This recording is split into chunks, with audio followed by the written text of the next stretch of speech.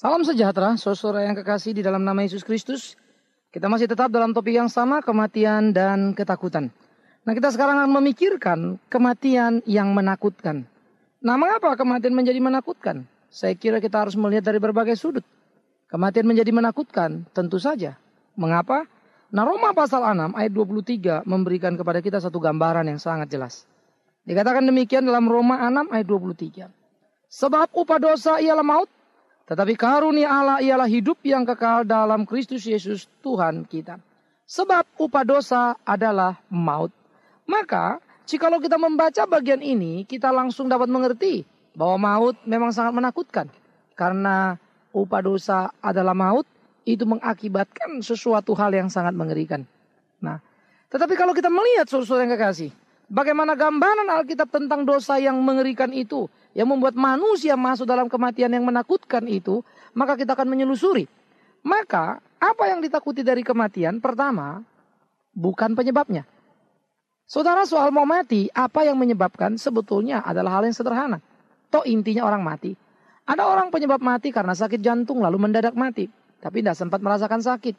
Ada orang mati karena mungkin penyakit yang berlarut-larut panjang sekali, dan orang bilang kasihan, dia mati saja menderita. Lalu ada juga orang yang ketiga, mungkin ditabrak, ya.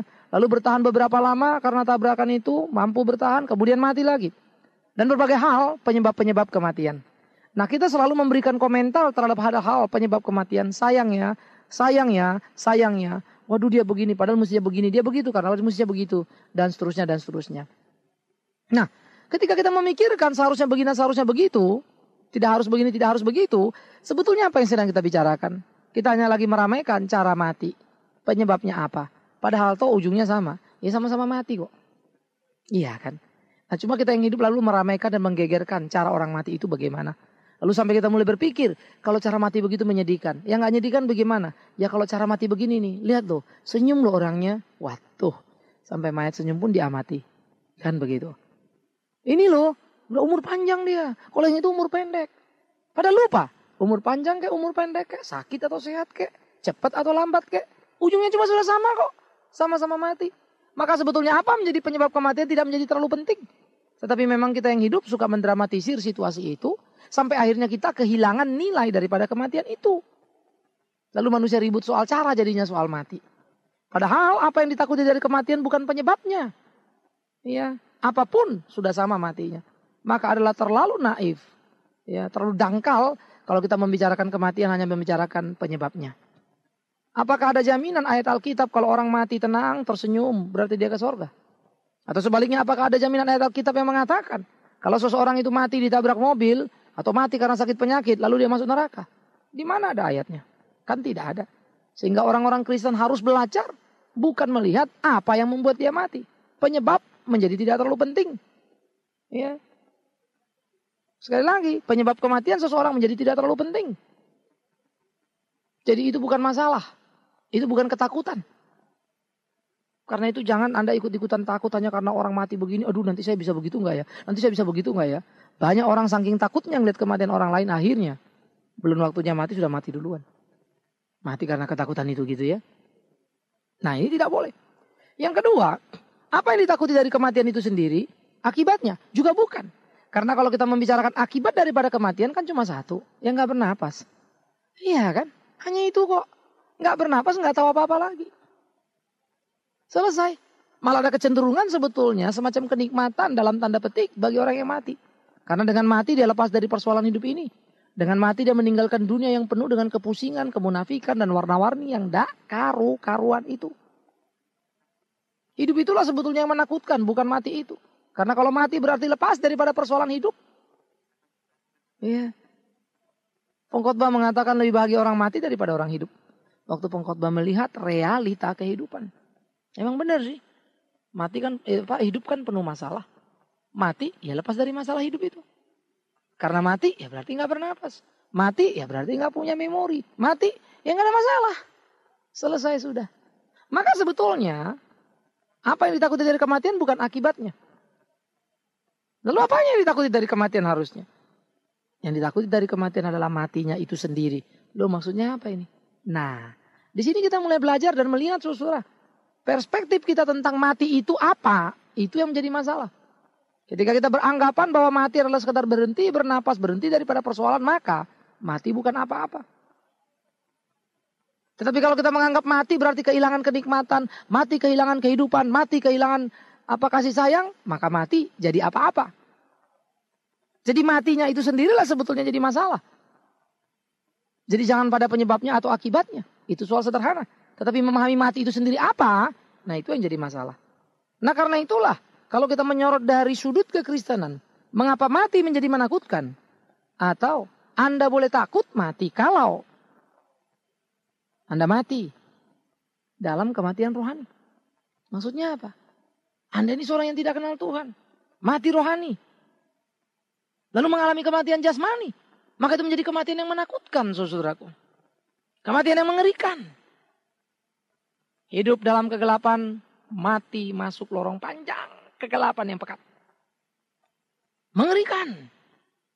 Karena akhirnya mati tanpa ada pengharapan kepada Tuhan. Sumber pengharapan sejati itu. Mengerikan. Karena mati dalam ketidakpastian. Maka kematian yang menakutkan adalah kematian ketika seorang mati di dalam kematian rohaninya. Karena apa? Karena mati seperti ini berarti yang kedua adalah mati menyongsong maut. Bukan maut dalam pengertian kematian itu ya. Tetapi maut yaitu kehancuran daripada hidup manusia itu. Kengerian yang paling ngeri daripada hidup manusia itu. Kalau kita bilang maut menjemputnya, nah kan kita suka pikir seperti malaikat maut mengambil orang lalu mati begitu. Tetapi pengertian maut ini lebih membicarakan kepada penghukuman yang menakutkan daripada kematian itu sendiri.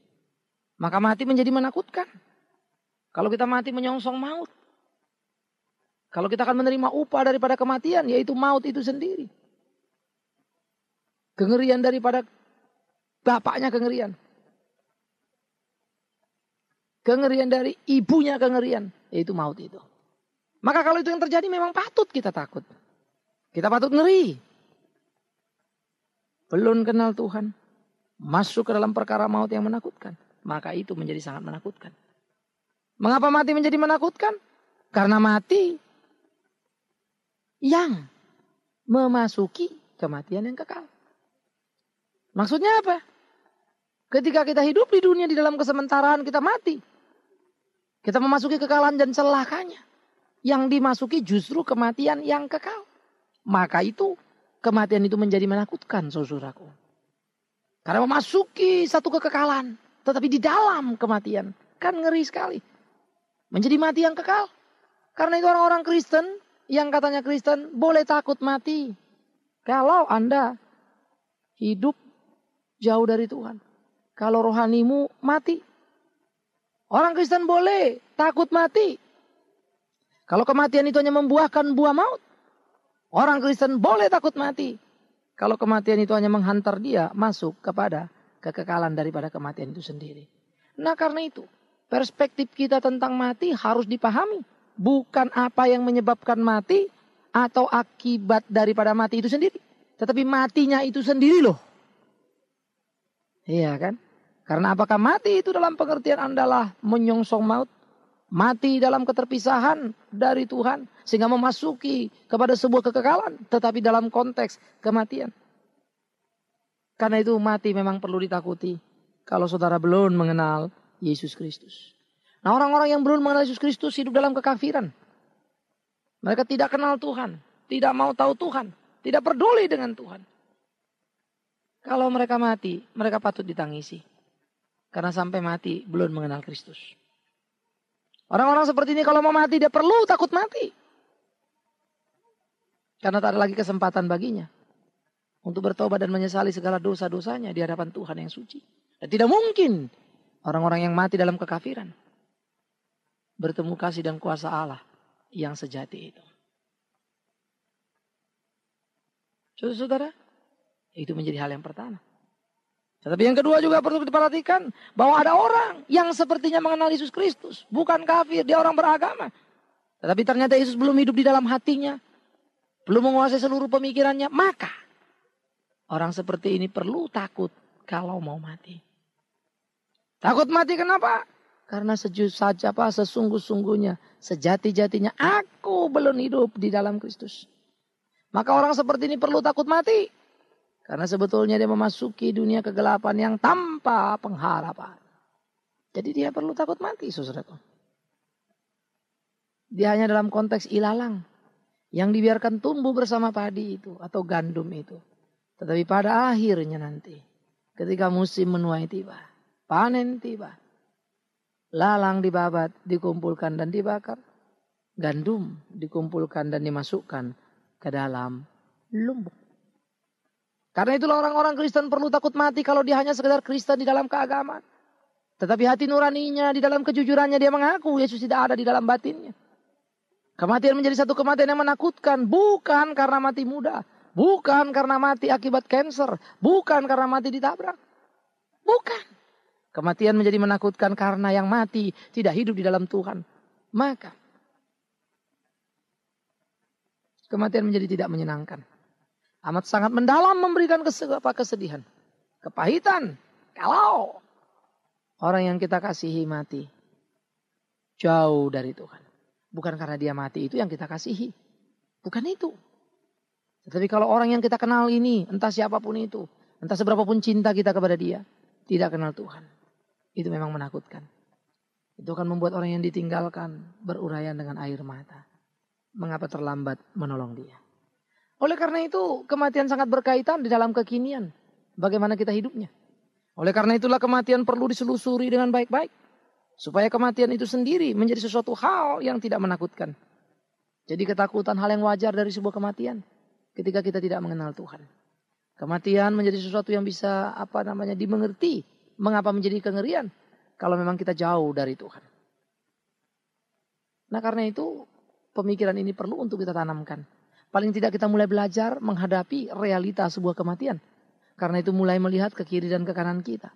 Apakah kira-kira orang di sekitar kita yang kita kasihi ini akan memasuki kengerian kematian karena tidak di dalam Tuhan. Kalau itu yang menjadi persoalan tentu perlu kita bereskan. Begitu pula dengan kita. Apapun sakit kita, apapun kata dokter tentang kita. Hei Pak, umurmu tinggal sebulan lagi, tinggal 2 bulan lagi. Nggak jadi penting itu. Sejam lagi juga emang kenapa? Yang menjadi penting adalah Anda kenal Tuhan dan berharap pada Tuhan Yesus Kristus apa tidak. Nah itu yang jadi persoalan. Seringkali kita kebingungan ketika mau memberitahukan sama seseorang bahwa dia akan mati, nggak ada harapan lagi. Paling dokter bilang bulanan. Waduh, nggak ada yang berani ngomong. Semua serba diputar-putar. Karena bingung. Takut yang dengar shock. Malah tambah sakit. Aturannya belum kau, malah kau lagi. Kan begitu. Why?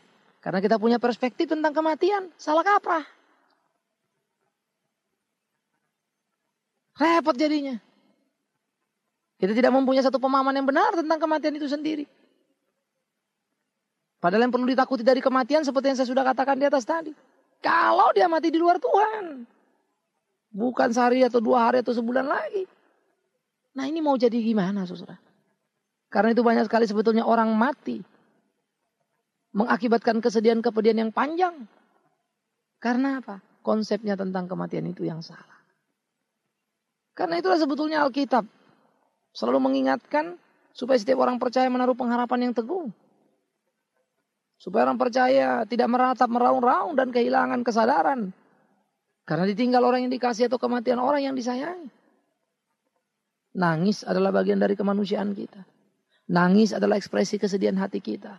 Nangis adalah kekayaan perasaan yang diberikan Tuhan kepada kita. Sah saja kita nangis. Kenapa tidak? Persoalannya ketika kita out of control di dalam nangis itu.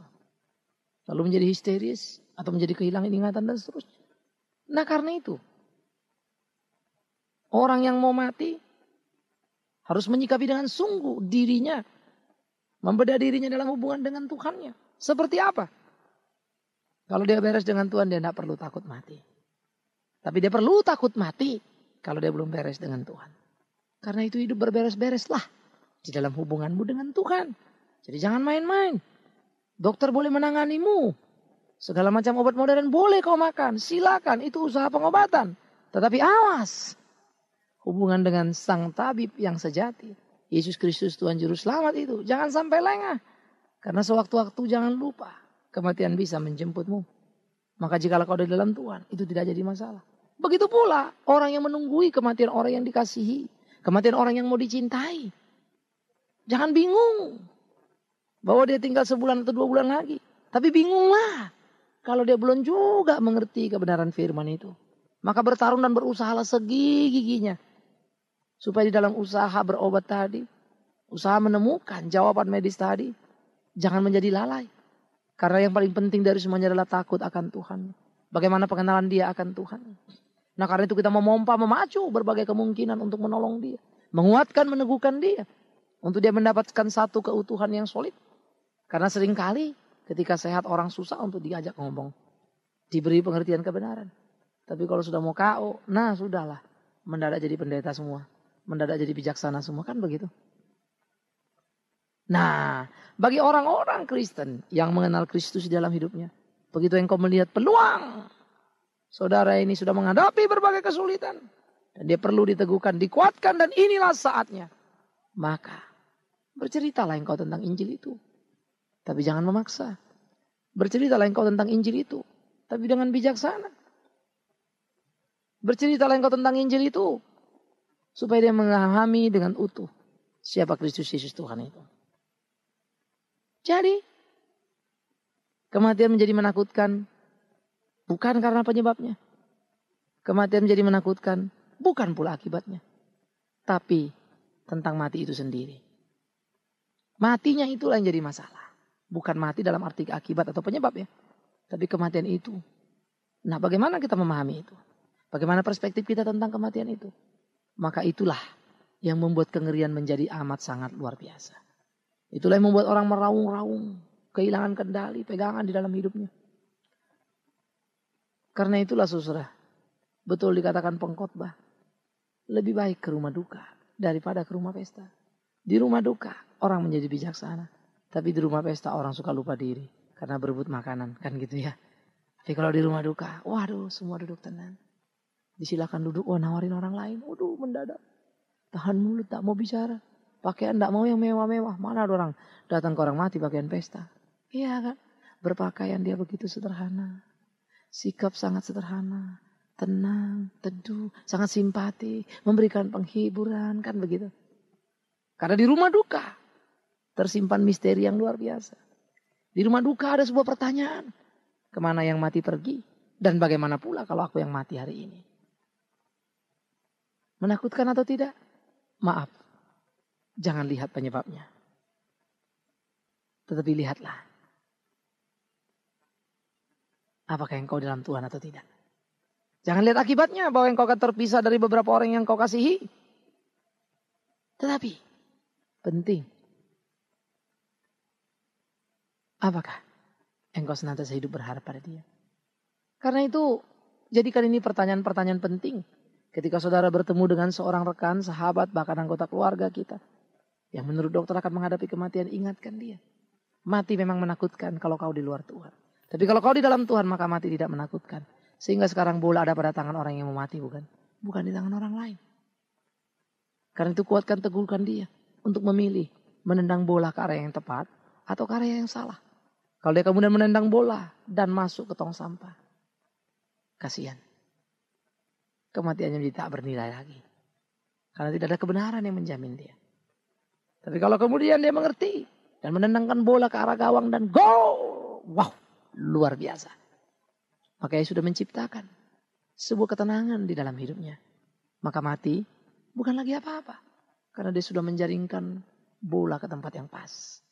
Iman berlabuh kepada Yesus Kristus Tuhan yang hidup. Maka dia akan kuat. Dia akan kangguh di tengah-tengah kehidupan zaman ini. Karena itu, pikirkan baik-baik. Kematian memang menakutkan kalau Anda di luar Tuhan. Tapi kalau tidak, sebaliknya. Kita akan bicarakan di waktu berikutnya. Tuhan menolong saudara. Membangun satu perspektif. Pemikiran-pemikiran yang solid. Yang Kristen. Dan tidak dipengaruhi. Dijoroki, dipolusiin gitu ya. Oleh pemikiran-pemikiran yang bukan Kristen. Jadilah Kristen sejati. Yang selalu siap. Baik hidup maupun mati. Tuhan memberkatimu. Amin. Kita berdoa. Kami bersyukur, kami berterima kasih untuk firman-Mu. Kuatkan teguhkan kami supaya boleh hidup seperti apa yang Kau kehendaki. Supaya hidup kami jadi hidup yang memuliakan nama-Mu. Di dalam menghadapi kematian, ajari kami selalu bergantung penuh kepadamu dan mengerti kehendak-Mu. Di dalam nama Yesus Kristus, biar Tuhan menolong kami untuk mengenali kondisi dan situasi diri kami, supaya kami senantiasa setia hidup dan berpengharapan kepada Tuhan. Dalam nama Yesus Kristus kami berdoa. Amin.